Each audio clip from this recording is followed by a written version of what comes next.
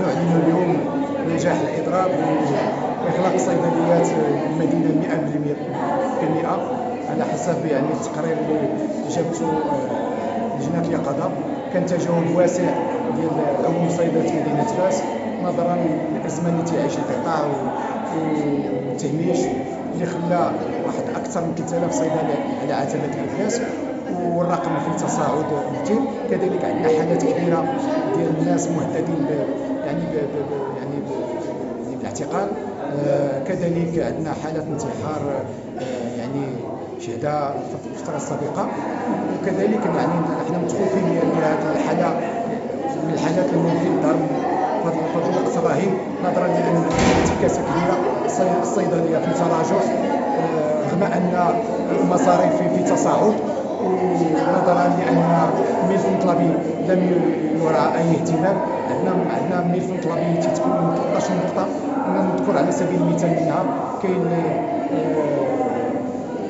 حق الاستبدال، وهذا يعني تعزز الولوجيه ديال المواطن للدواء، وكذلك تحافظ على استقرار الصيدليات وتحافظ على استقرار الصناديق ديال التقاعد اللي دابا حاليا دخلنا في المبادره الوطنيه، المبادره المولويه ديال صاحب الجلاله ديال تعميم التغطيه الصحيه. كذلك تنطالبوا بان الادويه الباهظه الثمن يعني تخفيض الثمن ديالها، لانها تعيق عدد ديال المواطنين، ورغم ان هاد المرضى هما مرضى عندهم طابع خاص، يعني مرضى السرطان ومرض ديال، بالتالي تنطالبوا بان هاد المرضى يعني تاخذ يعني يراعى حالاتهم وتم التخفيض ديالها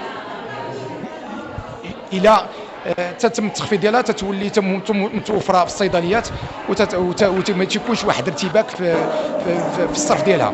كذلك تنطالبوا بان الادويه يعني تحذف ذاك الضريبه ديال الطفيه عليها باش يعني تكون في متناول المواطنين.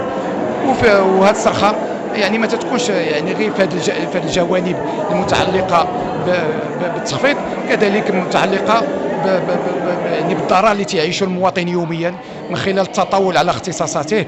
عندنا ادويه تباع في الاسواق، عندنا مازال كاين حوان تيبيعوا الادويه، رغم ان الوزاره يعني للاسف ما تتراقبش هذا النوع ديال المحلات، لان هي تتركز فقط يعني التفتيش عندها فقط في الصيدليه وفي المختبرات وفي شركات التوزيع. حنا نطالب بتعميم المراقبه اينما وجد الدواء، وكذلك تنطالبوا بحمايه المواطنين من ذاك الادويه ديال المهلوسه اللي تيجيونا في واحد الحاله هستيريه كبيره وتيعرضوا الصيادله لواحد المضايقات وواحد الهجوم. وكانت مؤخرا واحد الصيدليه اللي تم اضرام النار فيها نظرا لان امتنعت باش تعطي هذا النوع ديال الادويه، ومن هنا تنلتجئوا للجهات المعنيه باش توفر حمايه لهاد المواطنين، حتى هما مواطنين ومستثمرين وتيستثمروا في واحد الماده اللي هي اساسيه، وبالتالي خصنا نوفروا لهم حمايه، لان الضرر بهم هو الضرر بصحه المواطن.